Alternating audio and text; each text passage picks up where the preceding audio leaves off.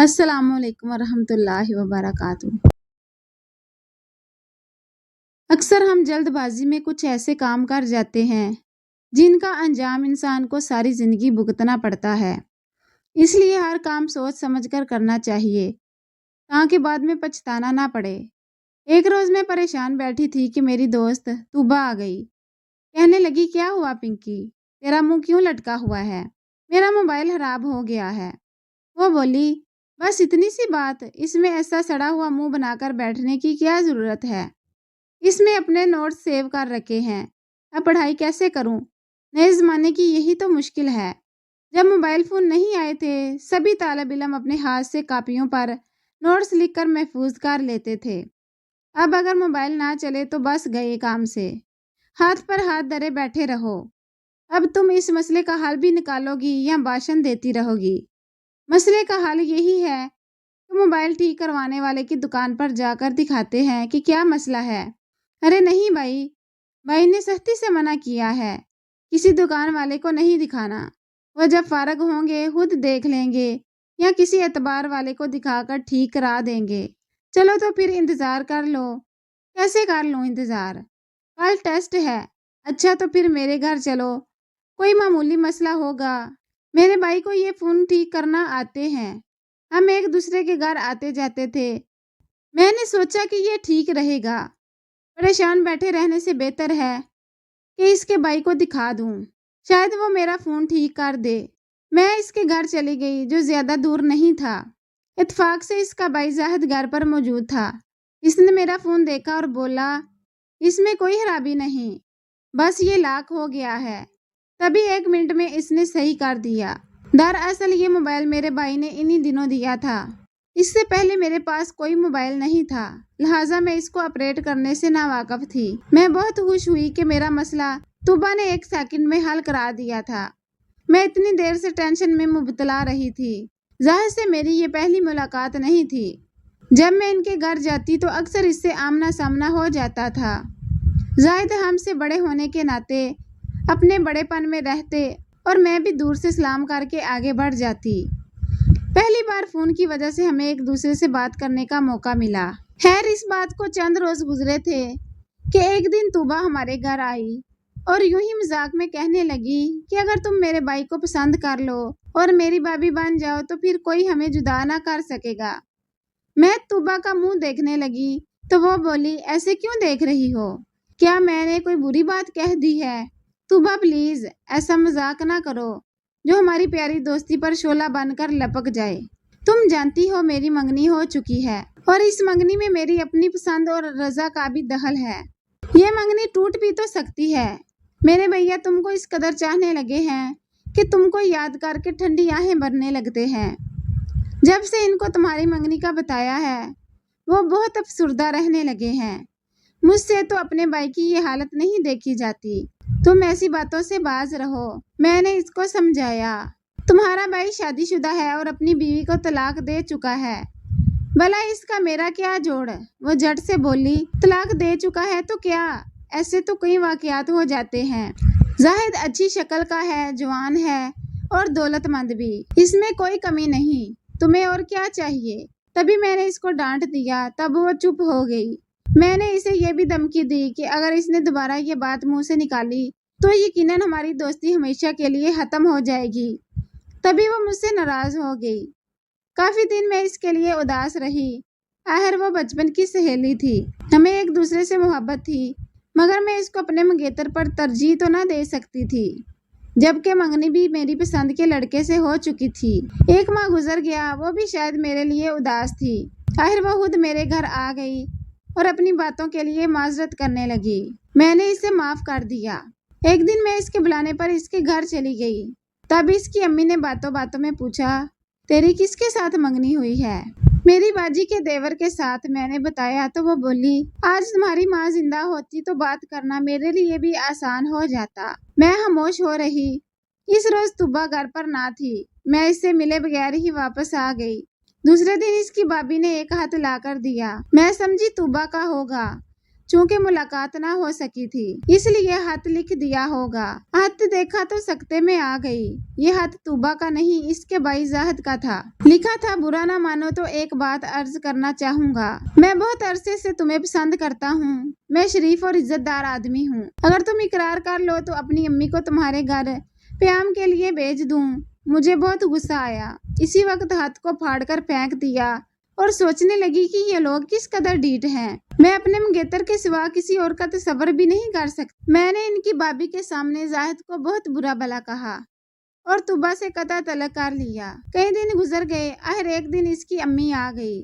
बाजी इनसे अहलाक से मिली, इज्जत से बिठाया, चाय पिलाई, बातों बातों में बेटे की तारीफें करने लगी और इशारों कनाइयों में रिश्ता मांगा।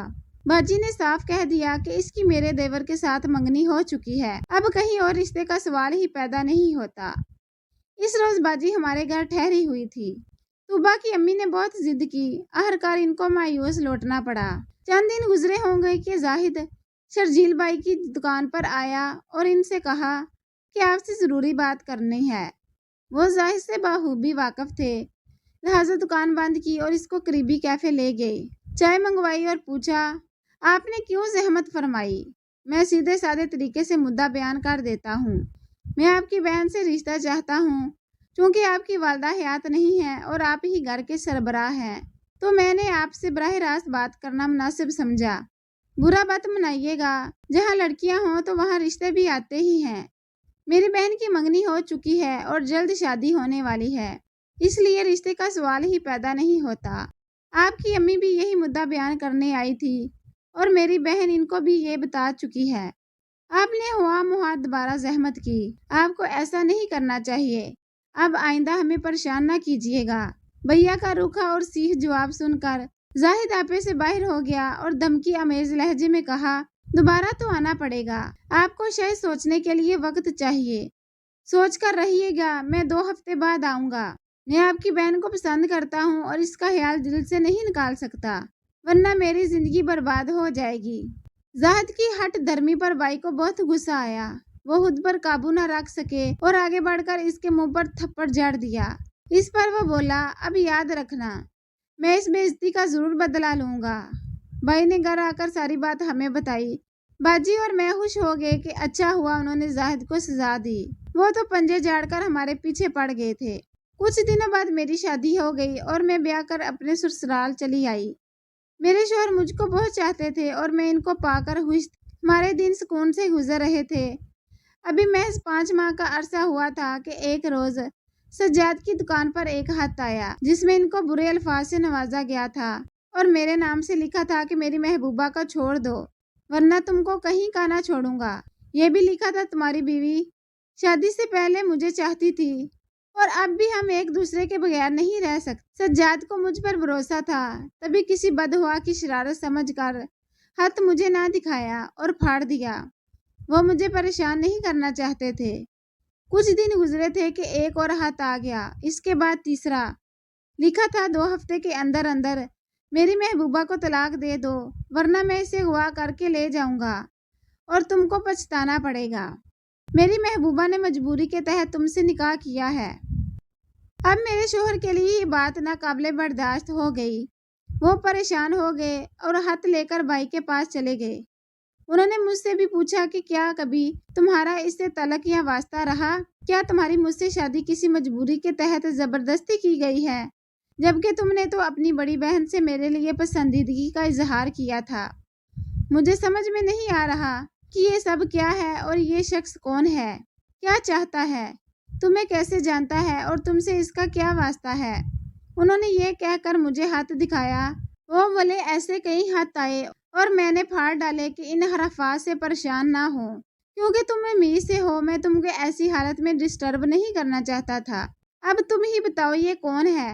मैं क्या बताती, रोने लगी। कहा, आप मुझ पर यकीन करें, मैं बेकसूर हूँ। ये किसी की साजिश लगती है। बोले, मैं जानना चाहता हूँ ये कौन है जो तुमको जानता है और बैठे बिठाए इसने साजिश सोची है। कुछ तो याद करो। मैं जान गई थी कि सिवाय तूबा के भाई के और कोई नहीं हो सकता। मैंने इनको बताया, मुझे लगता है कि ये मेरी सहेली तूबा का भाई हो सकता है। फिर मैंने इनको तमाम राम कहानी सुना दी। میں رو رہی تھی، میں سچی تھی، اس لیے میری باتوں میں اثر تھا۔ انہوں نے کہا ٹھیک ہے، میں تم کو بے قصور مانتا ہوں، مگر اس سلسلے کو بند ہونا چاہیے۔ میں اس پریشانی کو کب تک جھیلوں گا؟ ایک لمحے کو سوچو، اگر کوئی لڑکی میری محبوبہ بن کر تم کو خط لکھتی، تمہاری کیا حالت ہوگی؟ خدا نہ کرے جو میں ایسی مصیبت میں گرفتار ہو جاؤں۔ آپ میرے بھائی کو یہ خط دکھائیے، وہی اس کا توڑ کریں گے۔ سجاد فوراً ہی میرے میکے چلے گئے۔ بھائی اسی وقت دکان سے آئے تھے، ان کو یہ خط دکھایا، بس پھر کیا تھا، قیامت ہی آ گئی۔ خط پڑھتے ہی میرے بھائی کا خون کھول اٹھا۔ وہ سجاد سے بولے تم گھر جاؤ، میں اس خط لکھنے والے شخص اور اپنی بہن کی بے گناہی سے آگاہ ہوں۔ پنکی بے قصور ہے اور یہ ہمارا خبیث محلے دار ہے۔ یہ ہمیں اس وجہ سے بلیک میل کر رہا ہے کہ میں نے اسے بھی رشتہ نہیں دیا۔ یہ ایک شادی شدہ آدمی ہے اور بیوی کو طلاق دے چکا ہے۔ بھائی کے تیور دیکھ کر سجاد ڈر گئے۔ اندازہ کر لیا کہ وہ کوئی ہلکا قدم اٹھانے والے نہیں، بلکہ کچھ برا کرنے والے ہیں۔ تاہم وہ میرے تحفظ کے خیال سے گھر آ گئے کہ میں گھر میں اکیلی تھی۔ 1 گھنٹہ گزرا تھا، سجاد کو گھر آئے کہ بھابی نے فون کیا۔ وہ رو پیٹ رہی تھی کہ غضب ہو گیا۔ خدا جانے سجاد کیسا ہاتھ بھائی کو پکڑا گیا ہے کہ انہوں نے ریوالور نکالا اور جا کر زاہد کا خون کر دیا جو چوک پر کھڑا ہوا تھا۔ وہ وہیں گر کر ڈیر ہو گیا۔ پولیس بھائی کو پکڑ کر لے گئی ہے۔ یہ سن کر میں نے اور سجاد نے دل تھام لیا۔ بولے کاش میں خود اس آدمی سے بات کر لیتا اور بھائی شرجیل کو ہاتھ نہ دیتا۔ معلوم نہ تھا کہ وہ اس سے مل کر اپنے لیے پھانسی کا سامان کر لیں گے۔ کچھ سانحات ایسے ہوتے ہیں جن پر کسی کا بس نہیں ہوتا، اور کچھ ڈھیٹ لوگ ایسے ہوتے ہیں باوجود غلط ہونے کے اپنی ہٹ درمی پر اڑے رہتے ہیں، چاہے اپنی جان جائے یا کسی اور کی، ان کو پرواہ نہیں ہوتی۔ اے کاش میں اپنی سہیلی کی باتوں میں آ کر اپنا موبائل فون ٹھیک کرانے اس کے بھائی کے پاس نہ جاتی، اپنے بھائی کے آ جانے کا انتظار کر لیتی۔ جلد بازی بعض اوقات بڑے المیے سے دوچار کر دیتی ہے۔ میرے ساتھ بھی ایسا ہی ہوا۔ آج میں تو اپنے گھر میں خوش اور آباد ہوں، لیکن میری بھابھی کا گھر اجڑ گیا ہے۔ ان کے 4 بچے یتیم ہو گئے ہیں کہ عینی گواہوں کی شہادت کے سبب بھائی جان کو پھانسی ہو گئی ہے۔